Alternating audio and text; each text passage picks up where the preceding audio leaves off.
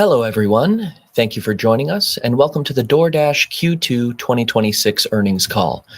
After today's opening statement, we will host a question and answer session. If you would like to ask a question, please press star 1 on your telephone keypad. To withdraw your question, press star 1 again.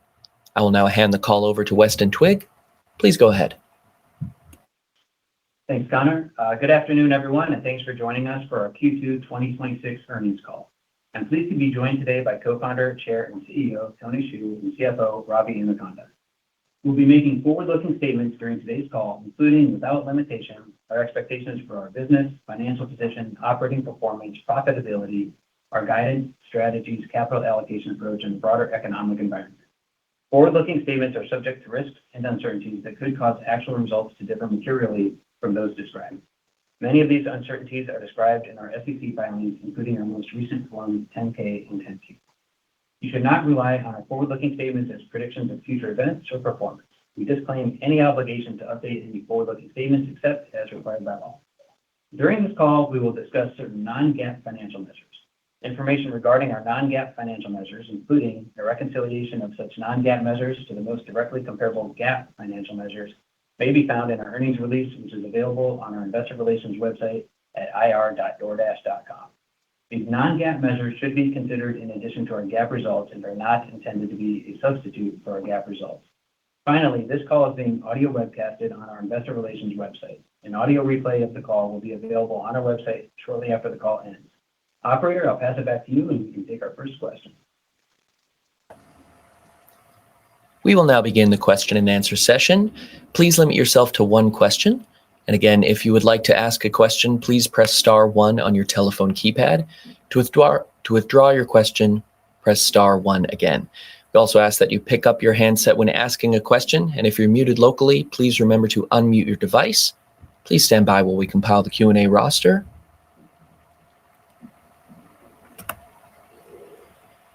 The first question comes from Michael Morton of MoffettNathanson. Your line is open. Please go ahead. Hi. Good evening, guys. Thank you for the question. I wanted to ask about the grocery business, as you've talked about improving the unit economics. From our understanding, there are some grocers on the platforms who are paying, your platform specifically, who are paying effectively 0 or very low take rates. They came on looking to see if you could drive demand and how well they could work with DoorDash. I was wondering if that's the case, and then what the opportunity is to reprice these relationships going forward, maybe pushing some of the affordability burden that's landing on DoorDash right now back to the grocers. Thank you. Yeah. Hey, Michael. It's Tony. I can start, and feel free to chime in, Ravi. What I would say is we see extremely strong performance in our grocery business. It's the fastest growing part of our marketplace business, and we have very healthy relationships with all of the partners on the platform. I mean, in terms of the economic relationships, I'm not going to really comment about any one in particular. I mean, what I will say is that when you are the fastest grower in the market for them, and you are their source of growth, put a different way, we might be 100% of the growth that they see in terms of their actual business. You certainly have opportunities to grow your business with them, as well as improve your relationships with them. I mean, I think if you look at our business as a whole, I think one of the things you see from this quarter, and frankly, I think many of the time periods leading up to now, is that there are many sources of improving economics. We have improving unit economics across all of our categories. You have improving unit economics in our restaurants business too. You have improving unit economics in our different geographies in which we operate.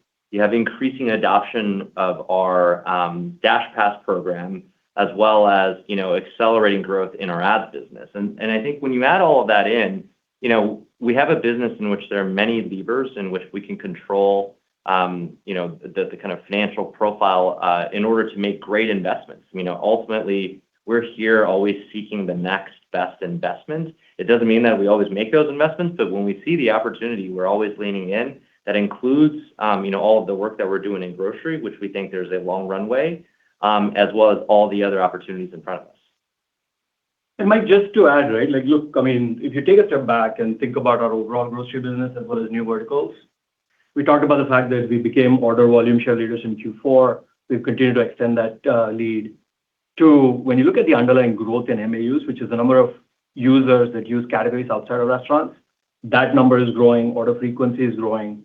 We talked about the fact in the letter that basket sizes are growing. If you look at our historic cohorts, consumers are using us for more use cases, which is driving overall basket sizes higher.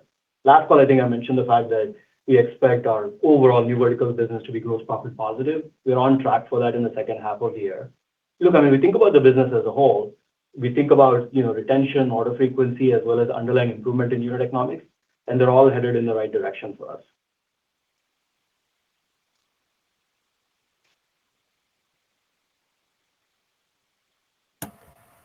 The next question is from Mark Mahaney from Evercore ISI. Your line is open. Please go ahead.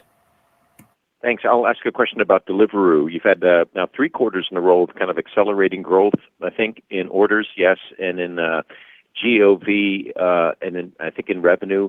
So just peel that back a little bit. Are there how many different opportunities you've had, what you've been able to pull, what you've been able to change in order to deliver that better performance? And it's a little hard to tell, but is it also showing up on the bottom line? Have you been finding ways to improve the profitability of Deliveroo as well? Thank you very much. Hey, it's Tony. I can start. What I would say on Deliveroo is it really is a story that probably started way back in 2021. When we first made our first large acquisition overseas, which was with Volt, and we've learned a ton, obviously, about building our own U.S. business.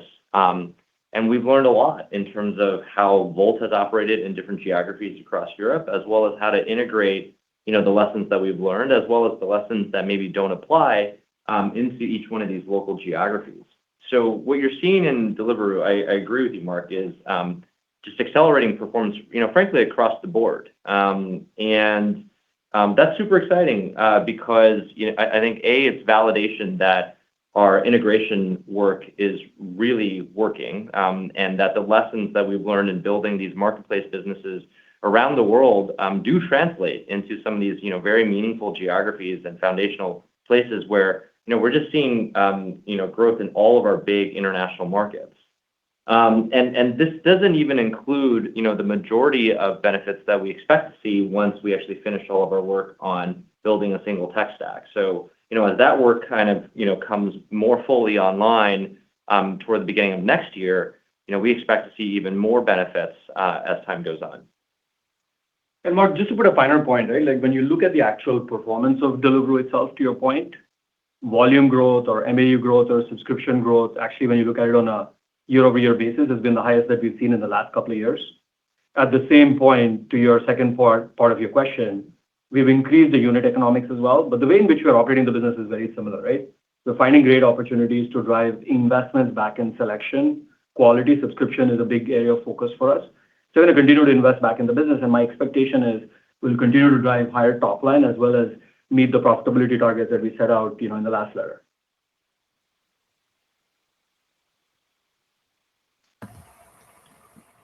The next question is from Nikhil Devnani of Bernstein. Your line is now open. Please go ahead. Hi, thanks for taking my question. I'll stick with the theme of international. And I guess broadly, there's a common perception that international might be lower quality growth because maybe you're not number one everywhere, or maybe the competitive set now is better funded and more consolidated today. I would love your perspective on that overall sentiment and really how you structurally see the longer term earnings power or quality of growth out of these international markets relative to the domestic business. And how important is it to have a pure market share number versus more minimum viable scale in these jurisdictions that allow you to then operate well? Thank you. Yeah. Hey, Nikhil, it's Tony. I can start. I think there are a couple of different questions that you're asking. The first is really, what do we see happening internationally? Our aspiration is to be the global leader in local commerce. And, we think we are best positioned to do that given that we bring the deepest and the broadest portfolio of products in order to serve those audiences. But like you said, it's a game that is played locally. There are no global network effects in these kinds of businesses. And, one of the points you raise is the right one where, sometimes there isn't an obvious tie between, the market position and, kind of your economic profile. And that's because it is a minimum viable scale business. That said, though, when I actually look at our current execution, the vast majority of our international business is concentrated in our top 10 markets outside of the U.S. And in those markets, we are the leader, or we are a very strong number two, and we're gaining share in all of the markets. Some of these markets include places like the UK, Italy, Germany, the Nordics, Israel, Canada. I mean, I can keep going. But we like kind of what we see, and it kind of really is a follow-on to the previous question where, Ravi was talking about how we're making improvements, fundamentally to the actual core propositions to all the audiences. We're making, we're offering wider selection, better prices, better quality of delivery in terms of reliability, accuracy, and speed, and we're improving our customer service. And so whenever I see that, and I also see the opportunity for the runway to bring our portfolio of B2B products, which have done really well in the U.S., but even have more opportunity outside of the U.S., just given the more nascent development of digital technologies in the restaurant and retail categories overseas. I mean, I just think the potential is very, very big. And Nikhil, the results are pretty clear, right? We've talked about the fact that on Deliveroo side, the growth is accelerating. In fact, when you look at the underlying cohorts, the growth is, some of the highest that we've seen over the last couple of years. Even outside of that, when I look at the portfolio excluding Roo, we are growing, MAUs are growing, the order frequency is growing. Volt Plus, in fact, our subscription program in Volt had one of the best quarters, which is a record quarter in terms of overall paid subscriber growth. At the same point, it's not just purely about growth for us, right? Like, we are improving the unit economics, not just across Roo, but across Volt as well. When you look at whether it's gross profit or contribution, both of them have continued to improve on a year-over-year basis.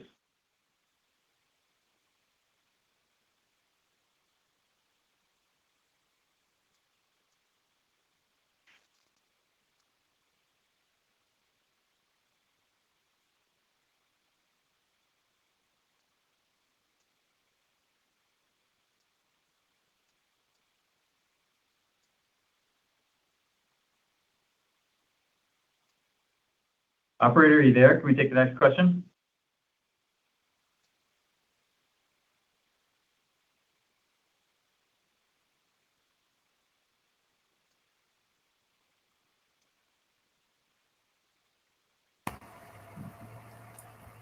Sorry, we were having some technical issues.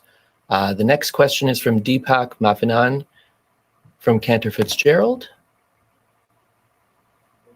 Thanks for taking the question. Great, thank you. Tony, last month, Andy Frank talked with Boris at Claude about how Dash is aiming to translate AI spend into outcomes somewhat closer to the business metrics now, while also letting employees to experiment aggressively with AI tools. Can you talk about where you're seeing this attribution clearly now and how we should broadly think about AI spend at Dash over the next 12 to 18 months? And then maybe one for you, Ravi, U.S. restaurant GOV acceleration. Can you expand on the drivers of the growth? I know weather was disruptive last quarter, but you also had factors like World Cup. Curious if you can talk a little bit more about the factors of acceleration in 2Q. Thank you so much. Yeah, sure. On the AI question, Deepak, I would say, a couple things. The first thing is we want to make sure that our, any technology that we meet, whether it's AI or frankly anything else, that it's actually, rooted in delivering a better customer experience. Because if it's not, I'm not exactly sure what problem we're actually trying to solve.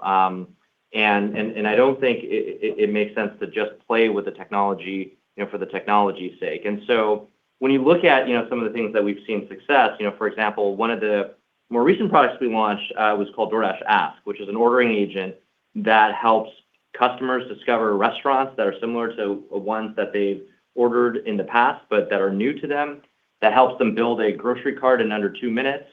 So really solving actual pain points that we see in using, an increasingly larger and, more diversified marketplace. That's one example. On the merchant side, we've seen automation in building catalogs for retailers or menus for restaurants, which includes all of the photos, the metadata around, all of the different, SKUs and items so that we can actually onboard a merchant faster in order to get same-store sales growth.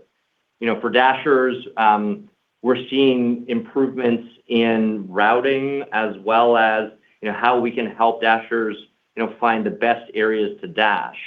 Those are some examples of, how we actually have, applied AI in a way that is actually meaningful in terms of driving customer outcomes, which ultimately deliver business results.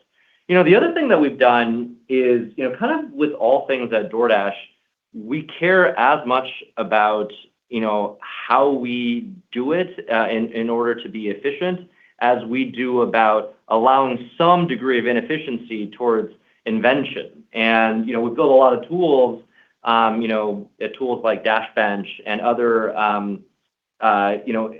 systems internally that allow us to model, the appropriate tools and give those tools, to be used for the right level of token spend or intelligence required. And so I think those are some of the things in which we found ourselves. That's kind of our approach in terms of how we've applied it towards AI or frankly any technology. It's why we're excited to keep going and lean in a way that I think is disciplined on the one hand, but on the other hand, allows us to bring real customer benefits. Hey, Deepak, on your second question around restaurant growth, restaurant growth was quite strong in the quarter if you look at it. In fact, growth accelerated from Q1 to Q2. A lot of the growth is coming from just increase in DashPass subscribers. A couple of points, right? We wrote in the letter as well. We added more number of DashPass subscribers in the last year compared to the 2 prior years. Number 2, when I look at the paid subscriber growth in DashPass, it was one of the highest that we've seen in the last couple of years. A lot of that is the underlying product continuing to get better. A lot of that is the increased investment that we made in selection as well as quality.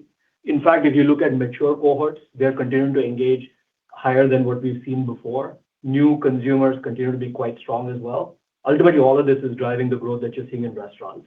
And what I would also say is if you think about Q2 of last year, it was unusually strong for us.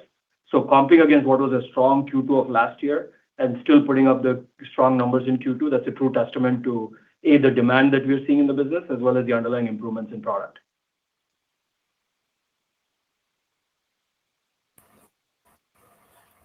The next question is from Dominic Ball of Rothschilds & Co. Redburn. Your line is now open. Hey, guys. Please go ahead. Hey, guys. Yeah, hey, thank you for the question. Interesting commentary about kind of investing more in merchant services and software. I think it's somewhat well known that, DoorDash has been testing its POS product in a few markets in the US with both SMBs and enterprise restaurants. So we'd just love to know about how these test trials are going, what products and features are kind of resonating, what is kind of driving some restaurants to maybe choosing to use DoorDash here, and then how do we think about a potential more broader commercial launch going forward? Thanks, guys. Our vision is to be the best partner to, every local business. That probably is pretty clear from the mission since day one. And the way we do this is that we want to give every business, the same tools that we built for ourselves so that they can grow their digital business.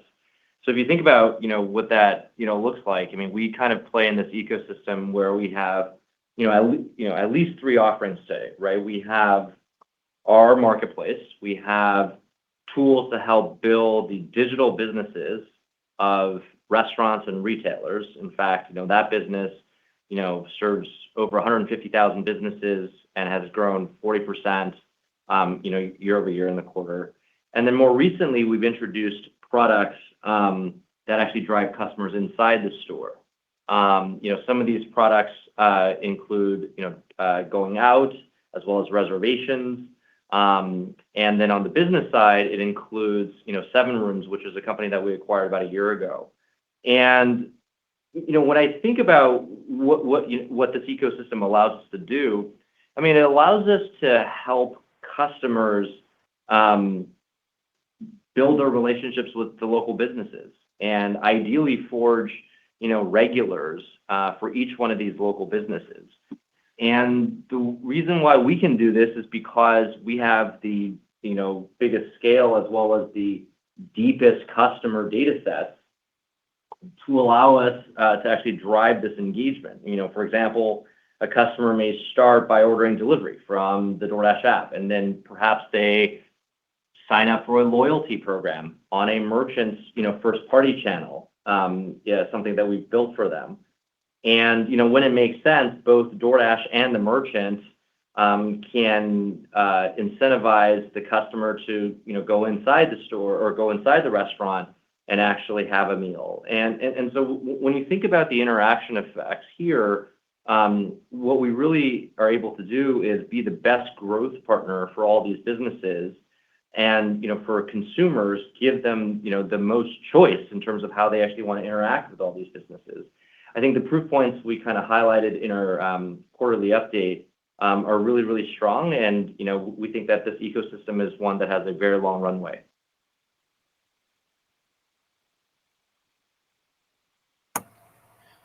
The next question is from Jason Helfstein of Oppenheimer. Your line is now open. Please go ahead.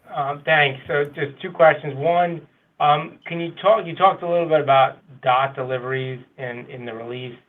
I guess anything you want to share on how you're thinking about unit economics kind of like today versus where we think it goes long term and how you think that impacts demand around elasticity? And then is it possible to share the AOV for the most recent period in the chart on page 3 where you're comparing the restaurant versus the grocery and retail? Thanks. Sure. Maybe I can start with the question on DOT, and then Ravi, feel free to chime in on the second question. I would say a few things about DoorDash DOT. The overall vision for autonomous delivery, at least at DoorDash, is that we want to offer, AVs throughout the network so that we can deliver the best, service to customers. The best service could be the fastest delivery, the most affordable delivery, delivery from the widest selection, including from very far away places. And, I would say that the real secret sauce or the magic that we've learned in building DoorDash DOT is that it's really the complexity of marrying the operations with the technology that actually allows you to, even have a chance at delivering scaled autonomous delivery. Put a different way, DoorDash DOT or any AV for that matter alone will not make autonomous deliveries, actually scale. Certainly not at, any level of meaningful penetration, for customers. I mean, at the end of the day, you have to solve, very challenging operational problems in the physical, for customers. I mean, at the end of the day, you have to solve, very challenging operational problems in the physical world. You have to solve the loading problem. At the merchant, you have to estimate merchant prep times in the case of restaurants or inventory levels in the case of retailers and grocery stores. You got to solve for difficult drop-off issues like, perhaps a doorman inside of a high-rise building or, a complicated gate entry in an apartment unit. These are all of the issues that we've encountered and are, candidly, like maybe 1/1000th of the issues that we've encountered in building DoorDash DOT in our test markets. And so I think to get to the milestone that we have today with DOT, where we have meaningful scale in our test market, has been a huge accomplishment by the team. And it gives us confidence that, you can actually truly scale autonomous delivery if you both can master the operations and the technology. And that's why I think we're the best position to do it, because we run the network, and we're also building the technology ourselves, which gives us the lowest level of detailed understanding of how to actually make this happen. And doesn't mean that, we have to build everything. I mean, we actually, whether it's by land or by air, we have a variety of partners that we interact with. And, for everyone, we kind of, solve all of the challenging operational problems for them. And we do that through our autonomous delivery platform. So, for a merchant, you can take your existing DoorDash integration and you get access to any and all AVs. And for customers, you're going to actually one day get the benefit, of these technologies. With respect to, the cost profile, we're very excited by what we see. I mean, it's exponential progress. But I think, the first milestone for us has really been, can you actually commercialize this in a way that you've seen, certain robotaxi providers like Waymo actually do it with rideshare? We've been able to now do it with delivery. Hey, Jason, it's Ravi. On the second point, right? Let me start with what we're seeing in the business. Look, as we continue to operate and expand our new verticals and grocery business, what you're seeing is as the product is getting better, the basket sizes are increasing. This was what we had originally expected, which is as we add more selection, as the quality of the product continues to get better, you would have customers use us for more use cases, which will ultimately drive the basket sizes to be higher. We're seeing that in older cohorts. We're seeing that in newer cohorts, which is visible, overall in the business as well. But let me actually take a step back and walk you through what our thesis was and, why we put the second chart in the letter. Look, our core thesis was twofold. One is we knew that as customers or consumers habituate on the platform, they will spend more with us. They'll spend more with us on the restaurants business. They'll adopt newer categories. They'll spend more with us on the new verticals business. The example that we took in that chart was, one of our older cohorts, which is largely representative actually of the other cohorts that we see in the business, where consumer spend on restaurants is increasing, consumer spend on new verticals is increasing, and at the same time, DashPass penetration is increasing. And if you think about it, right, this is almost like a self-reinforcing loop where the product gets better, consumers adopt and habituate to DashPass. As they adopt DashPass, they continue to use the product more, which ultimately leads to more growth as well as more profit dollars in the system. This has largely been the focus for us, and that's largely what you're seeing in the underlying cohorts. And we're very pleased with the performance of that in the underlying business. The next question is from Shweta Khajuria of Wolfe Research. Your line is now open. Please go ahead. Thank you for taking my questions. Let me try two, please. First is on the DashMart fulfillment services. Since your launch and since working with a handful of partners, I understand, what have you learned so far that you could potentially quantify or some sort of tangible learnings that you could share, whether it is on the magnitude of customer experience improvements or something else? And then what metrics do you look at to be able to make that decision to scale DashMart fulfillment services? And then the second question is just overall EBITDA growth, where now we are in the back half of this year and in the light of investments this year, but more importantly, as we think about balancing growth and top line growth and EBITDA growth, Ravi, how are you thinking about that as we think about, the demand trends that you see right now and balancing growth with profitability? Thanks a lot. Yeah, I can start by answering, about DashMart fulfillment services. To state the obvious, we want every local business to be successful in their local communities. And, that's true in every category, from restaurants to grocery to retail. And one of the things that we learned, 5 years ago when we launched our grocery business, even though, it's going so well and we're helping lots of grocers compete, is that there's this, structural challenge with grocery delivery where grocers don't know their inventory. In some ways, it's almost impossible for a whole host of reasons, one of which is because consumers come in and they move things around.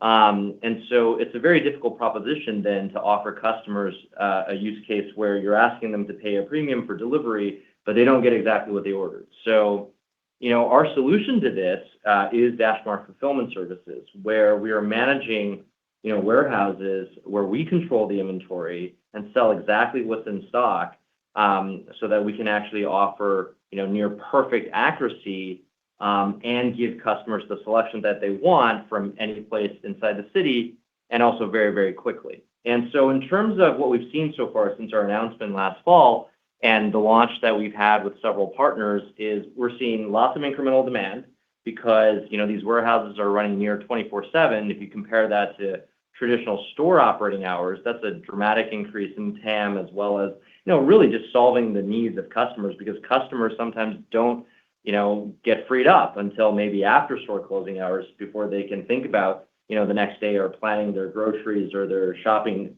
needs.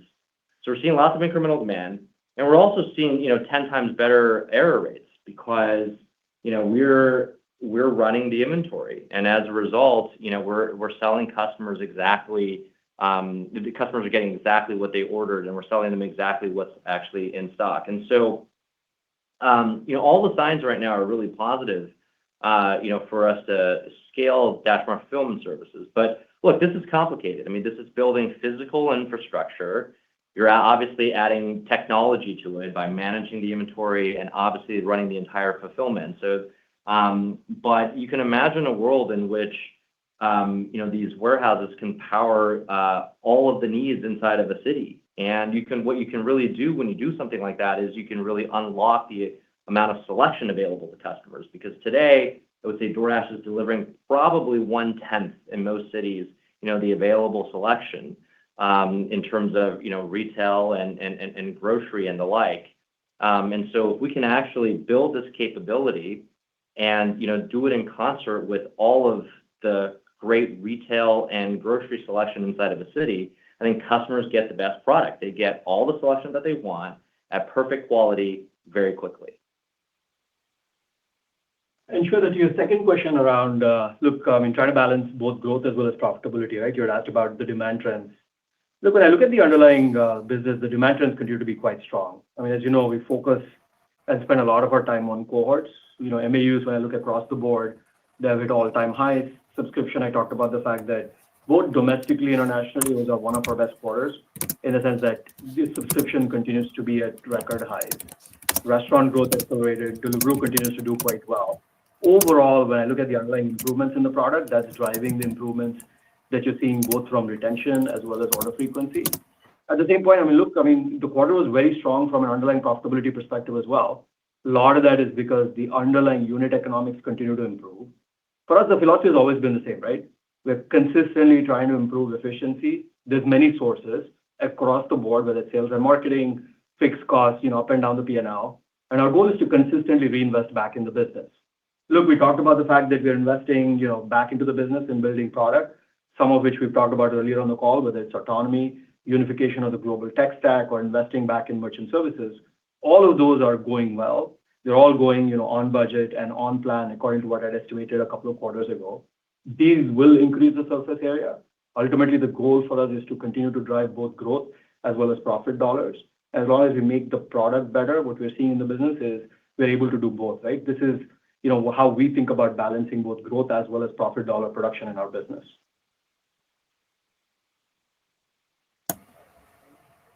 The next question is from Josh Beck of Raymond James. Your line is now open. Please go ahead. Thanks for taking the question. I had maybe a product-oriented question.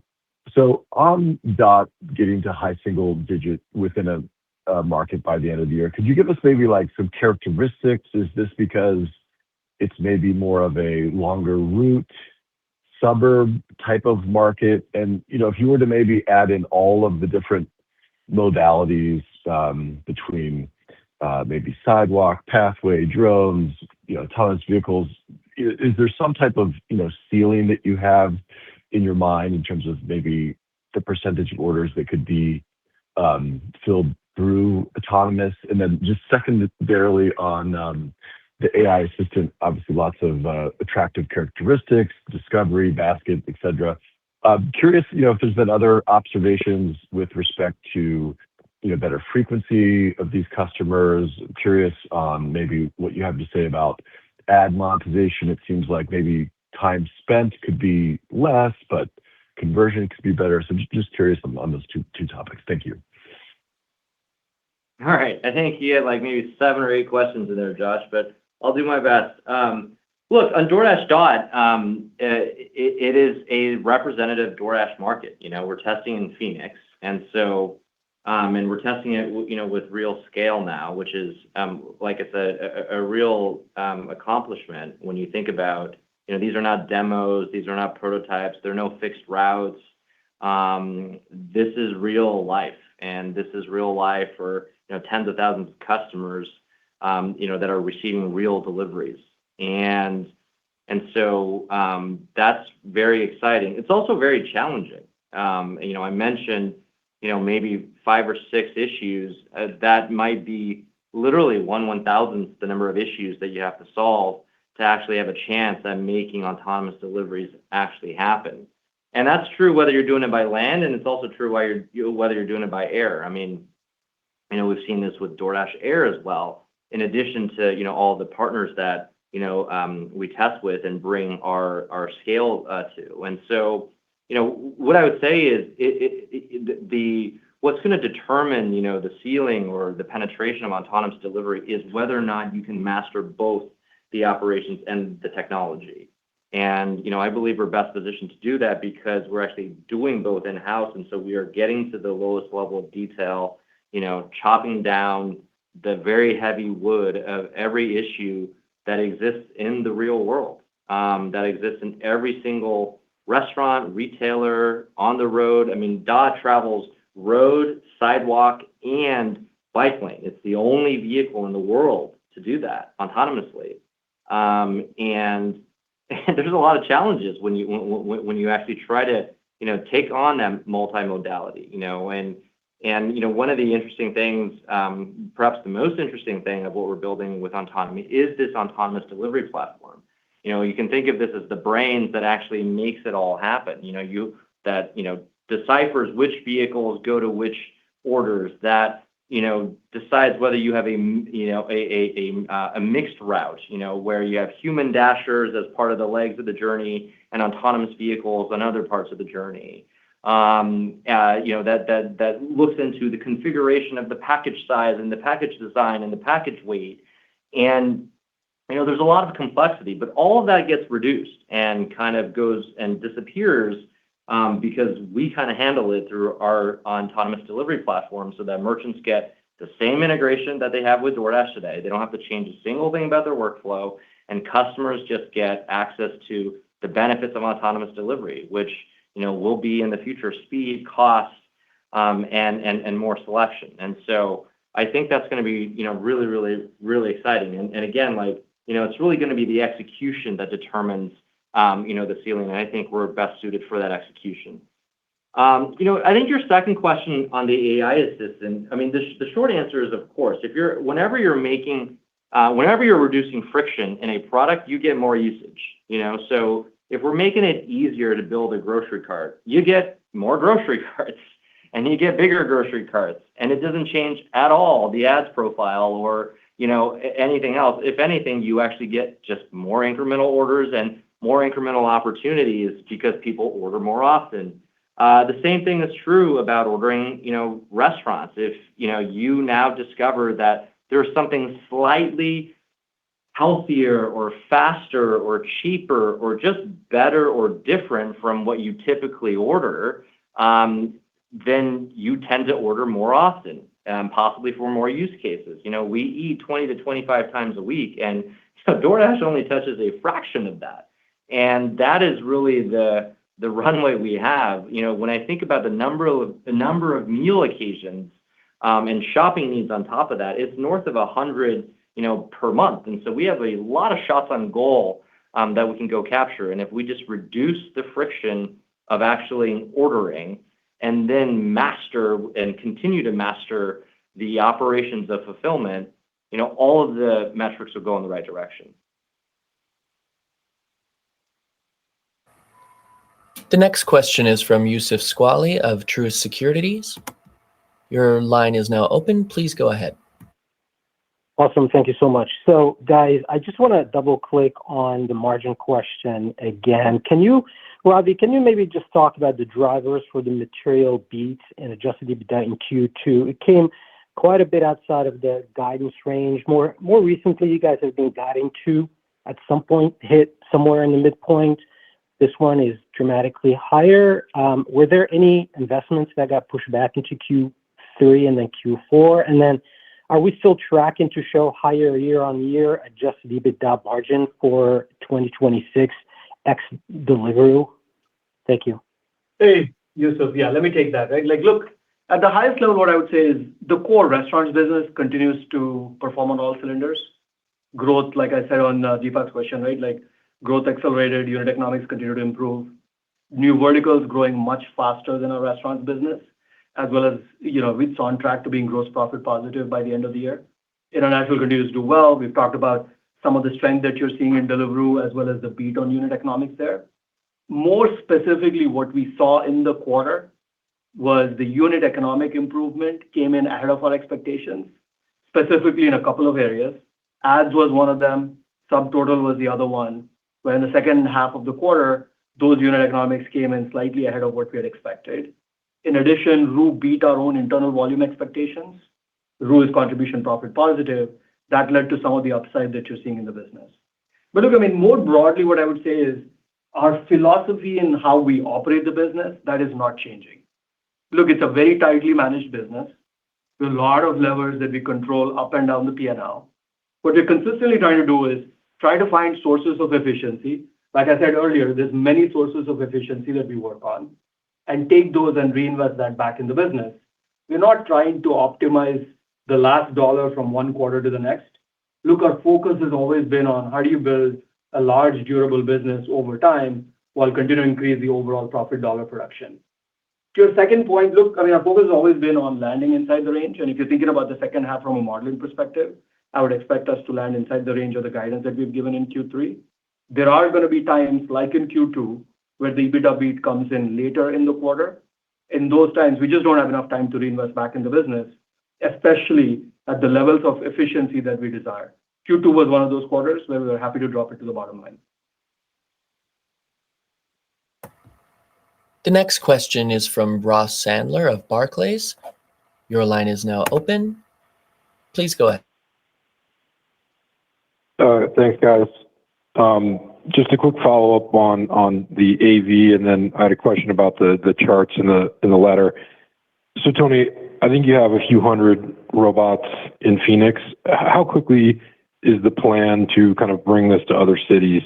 That's the first question. And then on those charts, we love the DoorDash charts, but I'm guessing if Uber were to put together their sub-penetration relative to gross profit, it would probably look kind of the same for their leading markets. So are there examples of like cities or countries that you are kind of demonstrating the same trend as the US, but you've either come from behind or you've kind of come like head to head and overtaken one of your competitors on DashPass or Volt penetration for subscribers? Thanks a lot. Sure, I can start on the AV question. We're very excited about what's happening in Phoenix. But like as I mentioned, there's a lot we got to go figure out. And I'm a big believer that you really have to nail something before you scale it, especially in the area of autonomy, where you're really solving the problems of 6 separate individual companies almost. And you kind of have to be great at all of them. And it's this tightly orchestration, again, between the operations and the technology. I can't stress that enough, because that is the name of the game. I think just doing one or the other is not going to get it done. And so there's a lot of work to be done. We are in parallel, of course, securing permits because we work with cities to actually unlock a lot of this. And we do have plans to expand. We'll share certainly more as time comes, but we thought that it'd be helpful to offer just one milestone that we've accomplished and are excited about. But look, the road ahead for AV is very exciting, but it's going to take time, and mostly it's going to take great execution between the operations and the technology, and that's what we're most excited about. Hey, Ross, on your second point, right? Let me take a step back and talk about subscription more broadly. If you think about subscription, it's been a key area of focus for us for the past couple of years. Subscription continues to do well. Whether it's subscribers in the US or international, the growth rate are some of the highest that we've seen in the last couple of years.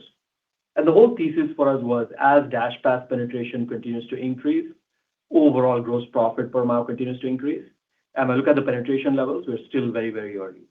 We're seeing similar behavior in the international markets compared to what we see in the U.S., albeit some of the international countries are slightly behind because we launched subscriptions slightly later than what we did in the U.S. And for specific examples, right? I mean, I talked about some of the examples on Deliveroo. Look, if you're thinking about the U.K. market, we are gaining share. We're one of the fastest growing in that market. We're accelerating growth. We're accelerating, paid subscriber growth, volume growth compared to what we've seen in the last couple of years. Even outside of Deliveroo, when you look at some of the countries that we operate in Volt, in majority of the countries that we operate, we're continuing to gain share. And the key thing for us is we're not just looking at share gains. We're looking at what the order rate improvements are. We look at either the 3 months or the 6 months, we have continued to improve order rates. At the same point, across both Deliveroo as well as Volt, it's been a way for us to drive efficient growth, where when you look at the unit economics, either on a year-over-year basis or over the last couple of years, we've done a pretty good job of improving that. Net, I mean, look, we've talked about some of the countries before, right? Whether it's U.K., Israel, or some of the other markets. We're continuing to do really well in terms of overall share gain as well as the underlying improvements in cohort metrics. The next question is from the line of Brian Novak with Morgan Stanley. Your line is now open. Please go ahead. Hey guys, excuse me. Thanks for taking my question. I want to ask one about the global tech stack and sort of the unification of the global tech stack. So now that you've got the tech stack sort of built as of the spring, and you've been testing a lot of modules and new capabilities, can you give us some examples where you're seeing early signal with actual quantifiable benefits of the new modules that give you confidence you're going to get real return and ROIC on these investments as we go into 2027? Sure. Yeah. Hey, Brian. Yeah, I mean, I would say we're still building. I mean, the way you build these single tech stacks, it's not like I mean, the better analogy is not like it's not like a Lego project where there's like a finishing step, in the instruction manual. It's more like you're constantly, well, first you have to like replace an engine while you're flying a plane that's, growing in speed and climbing in an altitude, and then you're constantly making tweaks. That's probably the more appropriate analogy. But we're doing it. And, where are we seeing benefits? I mean, a lot of places already. I mean, you're seeing, conversion wins from improvements in search. You're seeing wins in automation in terms of our customer support flows. And, by bringing things, from one place that was more automated to another place that was less automated. I mean, the theme really is what we're trying to do, and why, there's a thesis for a return here is because you're taking the best of breed feature and literally, offering it to all of our 41 markets. And so this is not like taking one stack and then just like copy and pasting everything into, all of the brands. It's actually literally taking the best of each and then putting it into a completely new engine, and then running it. I mean, it's like building a new company. And so, and that's why it's really hard. And, candidly, it's not something that you would do if you do not believe more in the future than you did in the past.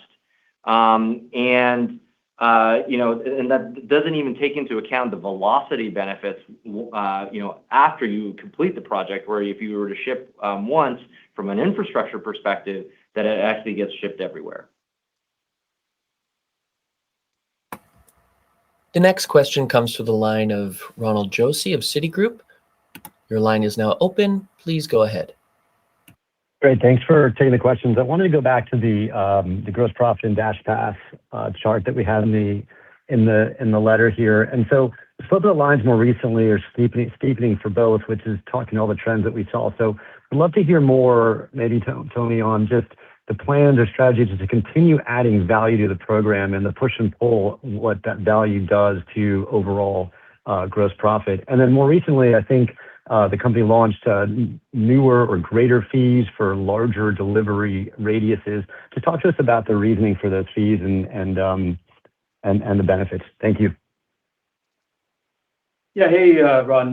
Let me take a stab at both of those, right? Like, look, subscription continues to do well. Our thesis has always been as consumers habituate and we graduate them to DashPass, their overall value proposition from not just a gross profit, but order frequency as well as retention goes up.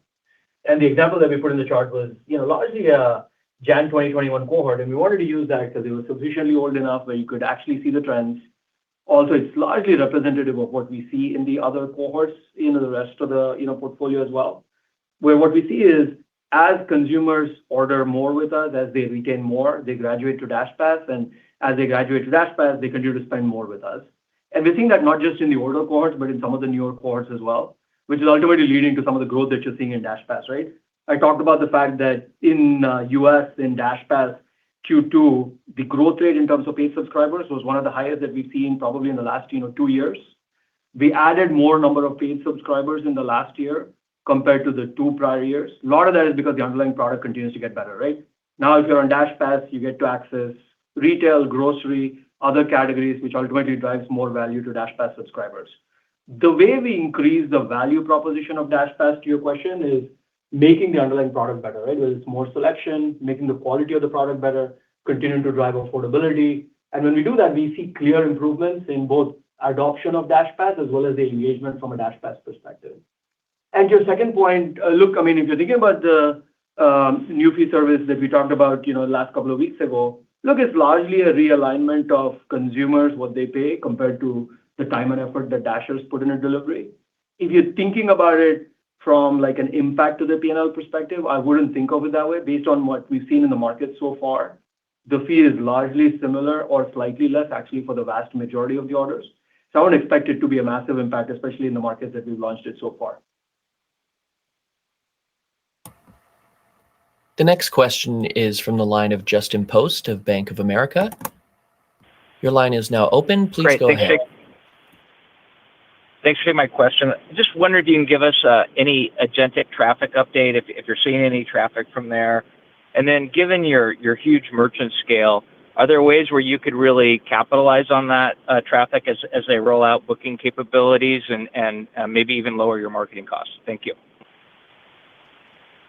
Yeah, hey Justin, I'll take that one, and feel free to add, Robbie. What I'd say in short is no, the volume's quite low. I think from some of the agentic partners that we've been testing with, but it also isn't that surprising. I think for a couple reasons. I think first, I think especially for some of the larger platforms out there, their core focus has been on the enterprise and much less, especially on coding agents and probably less on the agentic side. But the second thing is just structurally speaking, if you look at it from a consumer's perspective, consumers don't really care what you call this thing, whether you call it agentic flows, pre-agentic flows, post-agentic flows.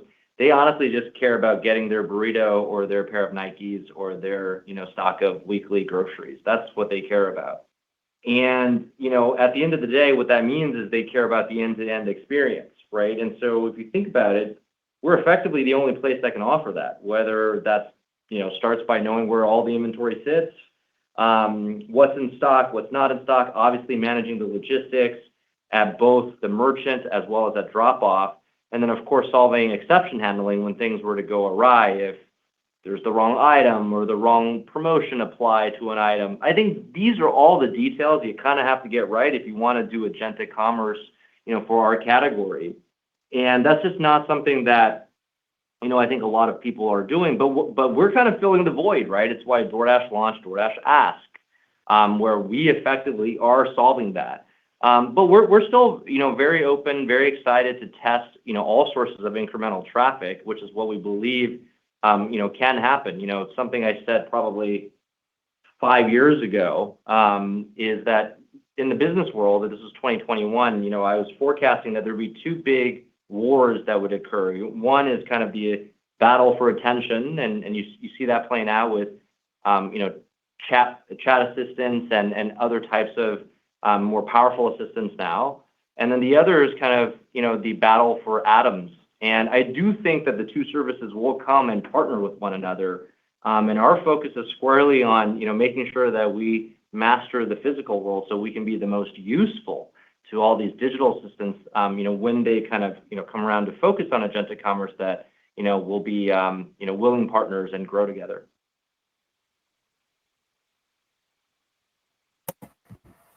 The next question is from the line of Doug Anmuth of JP Morgan. Your line is now open. Please go ahead.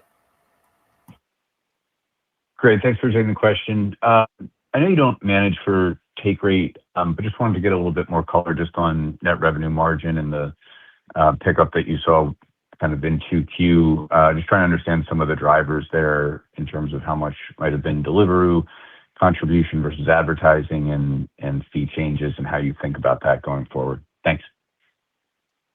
Hey, Doug, let me take that one. Look, you're right. We're not operating the business towards a take rate or net revenue margin percentage. Our goal has been always to optimize for overall profit dollars. And as you can see, pretty strong quarter from that perspective as well as the Q3 guide. Look, lots of moving parts within the take rate. The Q1Q increase, which is what I think you're referring to, is largely from Dasher. Look, Dasher costs are seasonal for us. When you go from Q1 to Q2, Dasher costs are lower in Q2. That's what gave rise to sort of the tick up in take rate that you saw from Q1 to Q2. And if you're thinking about from a modeling perspective, what I would expect, for the rest of the year, I would expect take rate to slightly be in the similar range in Q3, so flattish from Q2 to Q3, and lower in Q4. Again, as a reminder, I've mentioned this before, Q4 Dasher costs are higher for us. That'll impact take rate, so you should expect Q4 take rate to be slightly lower than where Q3 is. But net, look, the goal for us is not to manage to a specific line in the P&L, especially the take rate percentage. Our goal is to invest flexibly up and down the P&L.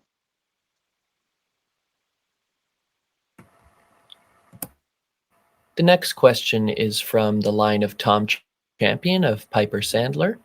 Your line is now open. Please go ahead. Good afternoon. Thanks for taking the question. Ravi, I'd just be curious about your big picture view on AI spending and the ROI that you're seeing. And I'm curious if it's impacted your future hiring plans at all. Thank you. Sure. I think, let me start. Look, not just purely about driving cost efficiency for us, right? Like we said earlier on the call, look, we are encouraging our teams to use AI across the board. For us, ultimately, the goal is how do you build better products for customers, which will ultimately drive, both growth as well as overall profit dollars. Ask was one of the examples in which we're driving benefit to customers. We've done similar things on both merchant side, where we're helping merchants onboard faster. On the Dasher side, we've built conversational buddies where Dashers, if they're stuck, they can actually chat with the agent to help themselves get unstuck. At the same point, look, we're seeing productivity gains across the board. Internally, we're using it in sales, accounting, marketing, finance as well. The goal for us has always been, it's not just purely about encouraging the usage. How do you actually drive efficiency as well? We've taken a number of steps. We've built models where internally the tasks are routed to the right model, depending on what the actual cost, quality, and efficiency is. We've put caps in place. We've also, incorporated some of the AI budgets into teams' existing budgets. Look, we are seeing gains from, the usage of AI. The sharper question for us is how do you take the efficiency gains and reinvest that back in the business? Look, we are investing in building some large areas, right? We've talked about autonomy, we've talked about AI, we've talked about the unification of the tech stack. These are all areas where we think it's going to be strong long-term ROI for us. The goal for us is how do you take the efficiency gains, whether it's AI or any other part of the P&L, but the philosophy is the same, right? How do you reinvest that back in the business, ultimately to build scale and durability over a longer period of time, which leads to higher overall free cash flow production. That's largely how we're thinking about the efficiency gains, but we're happy with what we're seeing in the business today.